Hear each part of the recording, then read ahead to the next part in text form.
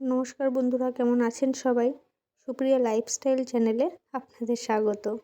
এখন বেলা 1:30 মতন বাজে, আর আমি খাওয়া দাওয়ার পর্ব শেষ করে রেডি হয়ে বেরিয়ে পড়েছি দিদি নাম্বার ওয়ান খেলতে। কোথায় হচ্ছে, কিভাবে হচ্ছে, আপনাদের সাথে সেটাই শেয়ার করব। তো আমরা যে দিদি নাম্বার ওয়ান জি বাংলার পর্দায় দেখতে পাই, এটা সেই দিদি নাম্বার ওয়ান নয়। দিদি নাম্বার ওয়ানের মতনই একটা গেম শো। তো এটাও আমাদের গ্রামে এসছে। তো সবাই বলল নাম দিতে, যে সবাই বললো চলো কিছু হই বা না হই, অন্তত একটু মজা করা যাবে। আমিও সেই মতনই রেডি হয়ে চলে যাচ্ছি দিদি নাম্বার ওয়ানের নাম দিতে। আর দেখছি ওদিকে দিদি নাম্বার ওয়ানে কেউ এখন এসে পৌঁছেছে কিনা। আর এদিকে যেতে যেতেই দেখা হলো আমার এক ননদের সাথে। দিদিকে বললাম যে চলো, তুমিও চলো, কিন্তু দিদি বললো না, আমি যাব না, আমার লজ্জা করছে, তুই যা। তো দিদি আর দিদির ছেলে দাঁড়িয়ে আছে, ওদেরকে বললাম, ওরা গেল না। আর এই যে এদিকে আমার দুই বান্ধবী আর আমি চলে এসেছি নাম দিতে। কিন্তু এসে দেখছি যারা নাম দেবেন তারা কেউই আসেনি, আর যারা নাম নেবেন তারা বোধহয় খাওয়া দাওয়া করতে গেছে। মাঠ পুরো ফাঁকা। তো আমরা ভাবলাম আমরা একটু বসে আগে আড্ডা দিয়ে নিই, তারপর খেলা যাবে।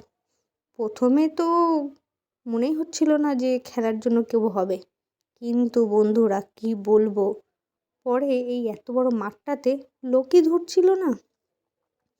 আর এদিকে এই ছোট গাড়িটাতে করে চলে এসছে এই গেম শোর গিফটগুলো।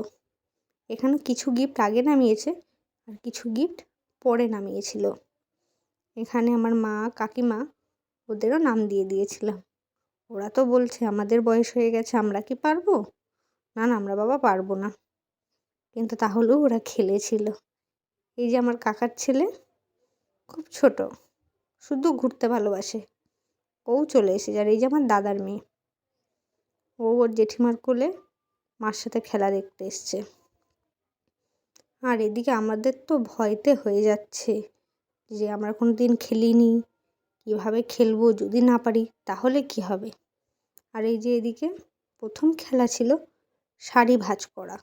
শাড়িটা বালতির থেকে নিচে পড়ে গেলে হবে না, বা মাটিতে ছুঁয়ে গেলে হবে না। এই যে এদিকে আমার শাশুড়ি মা তো আগেই লেগে পড়েছে। আর এদিকে সবাইকে বলছি যে কেউ কিন্তু শাড়ি মাটিতে ফেলো না, তাহলেই অসুবিধা।